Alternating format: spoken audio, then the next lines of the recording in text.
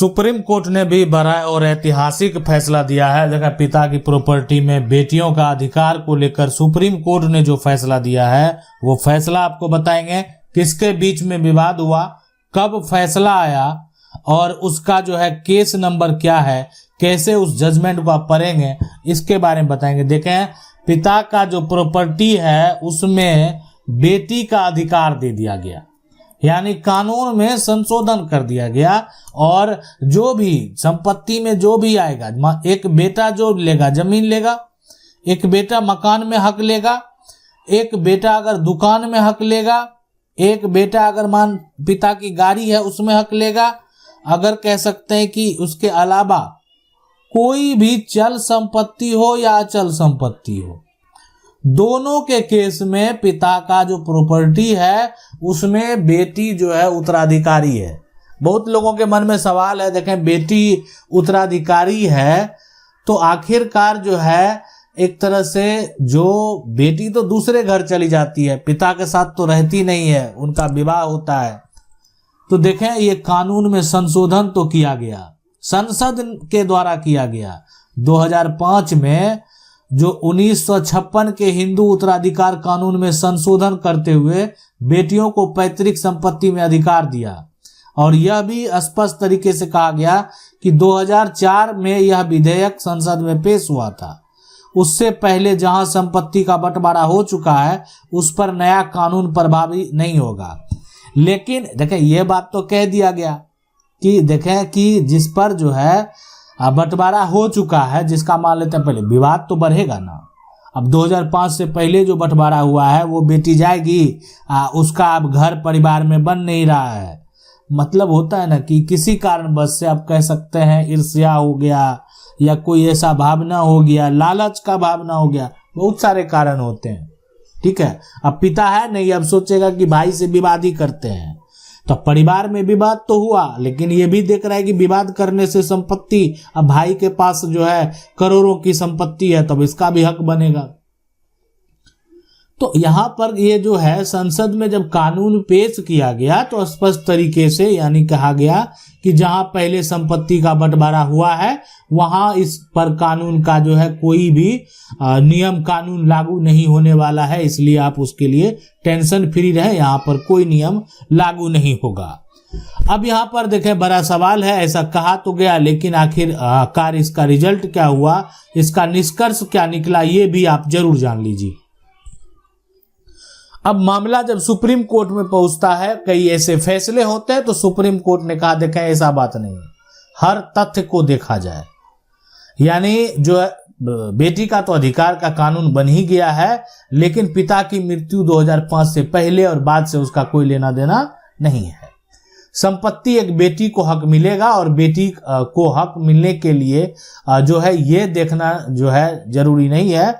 जिस तरीके से अगर बेटा कोई परिवार का उत्तराधिकारी है उसके लिए ये नहीं देखा जाएगा कि पिता जो है की मृत्यु कब हुई है, उसी प्रकार से बेटी का भी हक में इस तरह का कोई भी नियम प्रक्रिया नहीं चलने वाला है कि पिता की कब मृत्यु हुई, अब मृत्यु से पहले क्या क्या हुआ। हकदार है तो हकदार का जो हक है वो उचित होना चाहिए। जो भी जमीन है जब बेटी चाहेगी उस पर हक लेना तो उसका हक जो है कोई भी उनसे नहीं छीन सकता है। अब रीजन, सबसे बड़ा बात है कि रीजन क्या हुआ और क्यों ऐसा किया गया। सबसे बड़ा सवाल देखें, सबके मन में ऐसा सवाल आएगा कि ऐसा करने का क्या वजह था, क्या समस्या था। अब देखें समस्या एक है कि आज मान लेते हैं कि बहुत सारे लोग देते हैं जो लड़का विवाह नहीं करता है, ठीक है, बहुत सारे राज्य के आप मुख्यमंत्री देखते हैं उनका विवाह नहीं हुआ है। तो जिनका विवाह ने बहुत ऐसे बड़े बड़े लोग हैं, बहुत ऐसे आज आपको राज्यपाल भी है ना, ऐसे यहाँ पर हैं जिनका विवाह नहीं हुआ। तो बहुत ऐसे लोग हैं, लड़के का भी विवाह नहीं होता और लड़की जो है वो भी विवाह नहीं करती है। तो ऐसे जो लोग हैं, तो ऐसा तो नहीं कि उसका संपत्ति ही नहीं रहेगा, कहेगा कि पति के घर तो वो गई ही नहीं। तो एक तो ये कारण हो गया कि कोई विवाह नहीं करेगा तो उसका जो पिता का संपत्ति है वही उसका हक होगा, यानी कहीं तो उसका घर होगा। ऐसा तो नहीं कि उसके भाई का घर हो जाएगा, उसकी बहन है वो विवाह नहीं की तो उसका कोई घर ही नहीं है, तो विवाह करने के बाद ही उसका घर होगा, ऐसा नहीं होने वाला है। तो इसलिए कानून में बदलाव का एक सबसे बड़ा रीजन ये भी था। दूसरी बात करेंगे यहाँ पर, दूसरी बात जो है कि आखिर दूसरा बड़ा रीजन कौन था। देखें, दूसरा बड़ा रीजन था कि किसी का अगर मान लेते पति का अगर देहांत हो गया, अब अकेली महिला है, छोटा सा बच्चा है, अब उसको देखने वाला कोई नहीं है। मान लेते हैं कुछ दिन सास ससुर अगर उसका सही है तो कुछ दिन वो देखे, और बाद में जो है कुछ ऐसे सास ससुर भी निकले जो कि देखना ही उनको छोड़ दिए। ठीक है, पति का देहांत हो गया, उनको और बेटा है, यानी उनका और 2 बेटा है। अब उनको लगता है कि वो तो चला गया, मेरा बेटा तो चला गया, ये जमीन जायदाद ये दोनों बेटे को दे देते हैं, इसको हटाते हैं महिला को। तो ये एक जो है एक तरह से भावना जो है के लिए ये कानून बना है कि उनके लिए जो महिला विधवा है तो उसके पति का जो भी संपत्ति हो, चल अचल संपत्ति, जो भी हक होगा उसकी पत्नी का हक उसके बाद होगा। अगर किसी कारण से पति का मृत्यु हो जाता है तो यानी उसका हक आप नहीं छीन पाएंगे, उसका हक आप नहीं ले पाएंगे। तो एक बड़ा रीजन ये भी था। और तीसरा एक रीजन और चल के सामने आया है कि यहाँ पर ना पति की मृत्यु हो रही है और ना जो है एक तरह से उसको जो है एक लड़की जो है ऐसा विवाह नहीं कर, लेकिन एक आदमी जो है विवाह करता है और वो क्या करता है, जो इनकी पत्नी है उनको तलाक दे देता है ना, तलाक दे देता है। अब तलाक दे दिया घर से, तो अब तलाक देगा तो घर से कहाँ रहेगी। अब इनका मन होगा विवाह करेगी, नहीं मन होगा विवाह नहीं करेगी, लेकिन जाएगी कहाँ। सबसे बड़ा सवाल है कि एक महिला को अगर घर से निकाल दिया जाए तो वो महिला कहाँ जाएगी। एक महिला को अगर तलाक दे दिया जाए तो वो कहाँ जाएगी।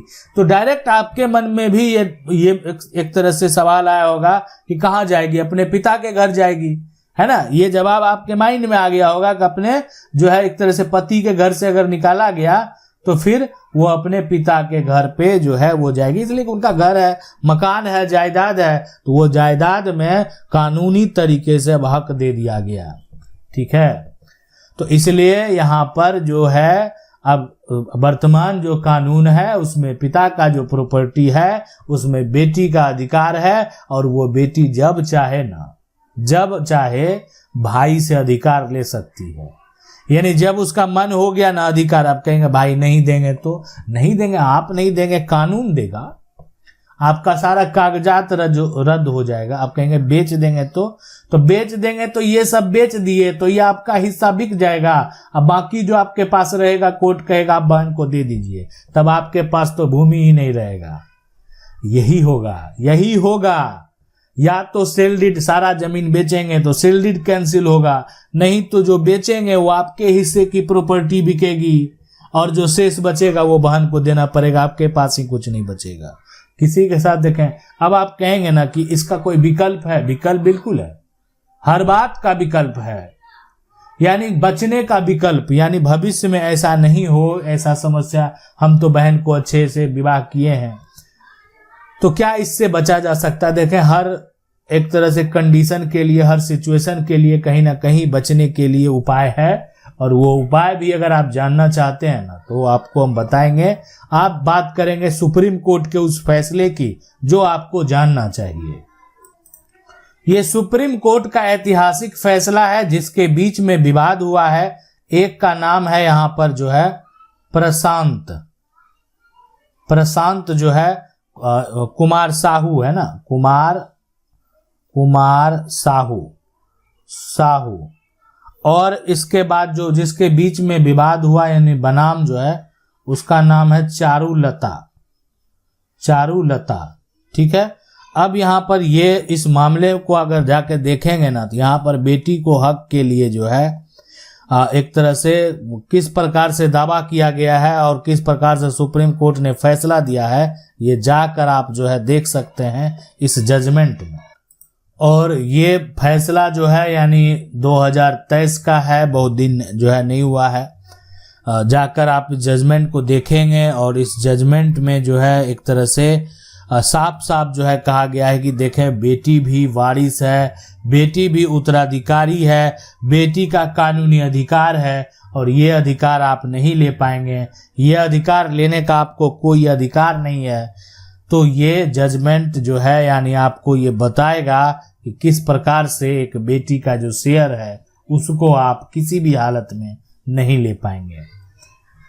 आज जो हम बात करने वाले हैं ये करने वाले हैं, देखें अगर आपको कोई भी समस्या है, आपको डायरेक्ट क्या करना है, कमेंट बॉक्स में जाना है, अपना समस्या लिखने का प्रयास करना है।